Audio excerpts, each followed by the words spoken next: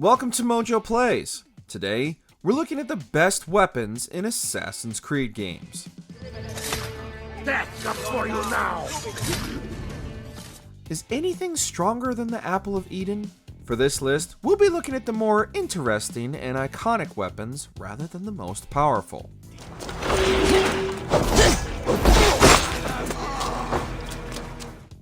Before we begin, we publish new content all week long, so be sure to subscribe and ring the bell to get notified about our latest videos.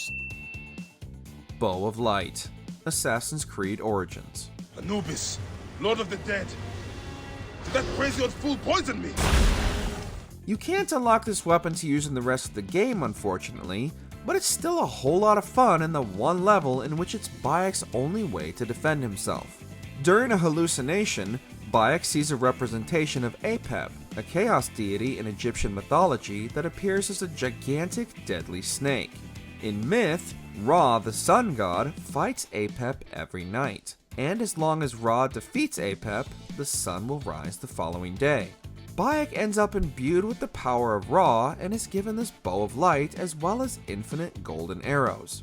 There is a Bow of Ra you can also unlock in the regular game too, which will set enemies on fire.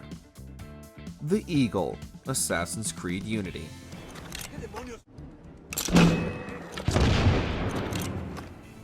Because of its performance issues, Ubisoft gave away Unity's Dead Kings DLC to everybody who owned the game for free. As well as introducing a new area, Saint Denis, it also added the guillotine guns, unique weapons that combine an axe with a grenade launcher. The guillotine guns only appear in this DLC, though you can bring them back to the main game with you, and the most powerful of all is the Eagle. If you want to switch between devastating ranged attacks and brutal heavy weapon takedowns, this is the weapon you need to get. It's unfortunate that they've never reappeared.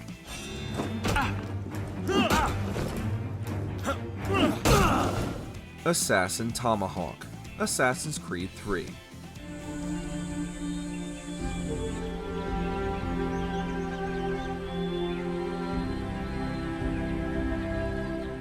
Though Valhalla's small bearded axes are a little similar, traditional tomahawks only appear in Assassin's Creed 3.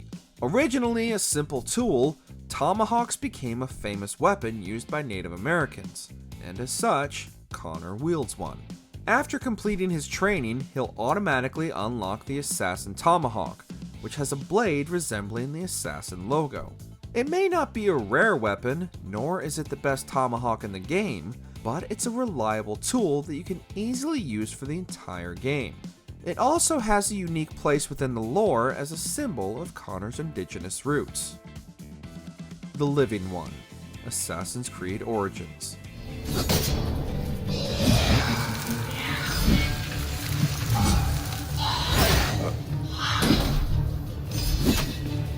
Sickle swords only really appear in Origins, as they're a type of sword used frequently in ancient Egypt thousands of years ago.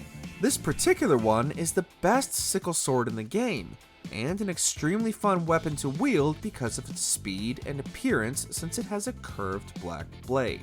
Bayek acquires it after traveling to a part of the Egyptian afterlife and defeating a representation of Akhenaten, a pharaoh who ruled Egypt in the 14th century BC. Defeating the pharaoh is no mean feat, and you'll definitely deserve to wield this sword when you triumph, especially since you have to get the DLC to be given the opportunity.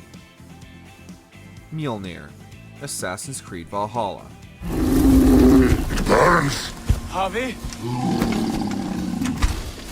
Nice! Unbiting! As this is a famous weapon that belonged to a god, in Assassin's Creed it becomes a piece of Eden. Mjolnir, of course, is the legendary hammer of Thor, an Isu like every other deity. It's unlockable by Eivor only at the very end of the game, after you defeat all the daughters of Lyrion and unlock Thor's armor. You'll also have to journey all the way back to Norway to finally find it. This means that Mjolnir won't get much use during the normal course of the game, as you might not get it until after you've beaten the whole story. But if you play the DLCs, you'll get plenty of time to wield and upgrade it.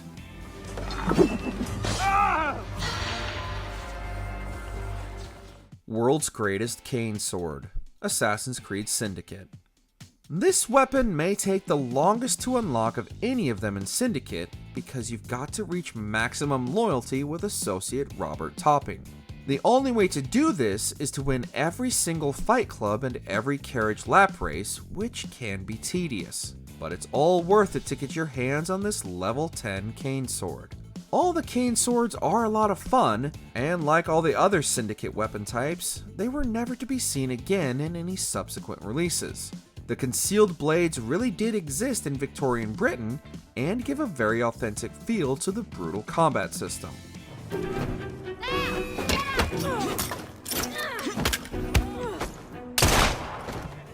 Minotaur's Labrys, Assassin's Creed Odyssey.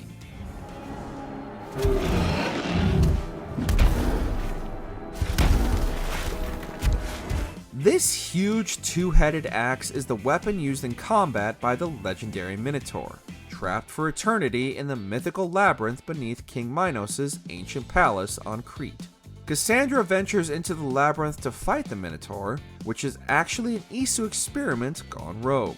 Upon defeating this somewhat easy but exciting boss, you'll get the Golden Axe, which has some massive buffs including plus 50% critical hit damage. It's lumbering and slow, but worth the time to master if you want your Misthios to be as formidable as the Minotaur itself in combat. Can't believe I killed the Minotaur! Mother would be so proud! Excalibur, Assassin's Creed Valhalla. There are many worthy Swords of Eden in the franchise, all of them former weapons used by the Isu that eventually fall into the hands of mankind. But we're going with Excalibur, the legendary sword once wielded by King Arthur, as our favorite Sword of Eden in the franchise. While the Sword in the Stone in literature isn't always Excalibur itself, in Valhalla, that is the case, as Eivor must gather stone tablets to free the sword from the large stone monolith it's stuck inside. This presumably makes them the rightful heir to the throne of Camelot, though Ubisoft hasn't yet made an Arthurian DLC.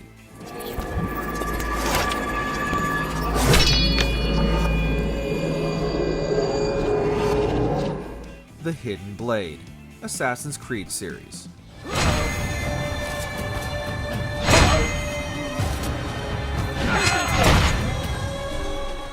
One of the most iconic weapons in video game history, the humble hidden blade shouldn't be overlooked. Sure, it's not a super advanced piece of Isu technology, it didn't belong to a mythical creature, and it doesn't inflict any status ailments, but it'll get the job done nonetheless. In earlier games, primarily the Ezio trilogy, you can choose to use it in direct combat, and it's just as effective as a sword and comes with its own array of brutal execution animations. The Hidden Blade is so integral to the franchise that when it disappeared for a while, its return in Valhalla was widely celebrated. Ingenious. The Apple of Eden, Assassin's Creed Brotherhood.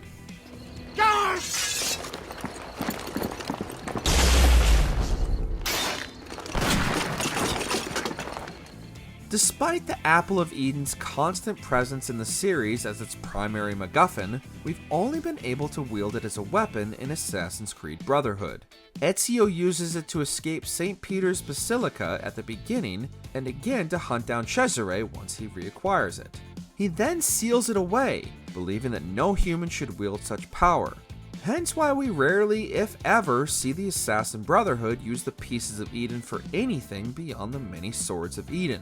But in the brief scenes where Ezio has the apple, he experiences just a fraction of its raw power, able to mind control and then defeat legions of Borgia soldiers. But he loses health in the process, showing that even the most strong-willed assassins aren't immune to the charms and dangers of the apples. Please, Lord, do not smite me! How is this possible?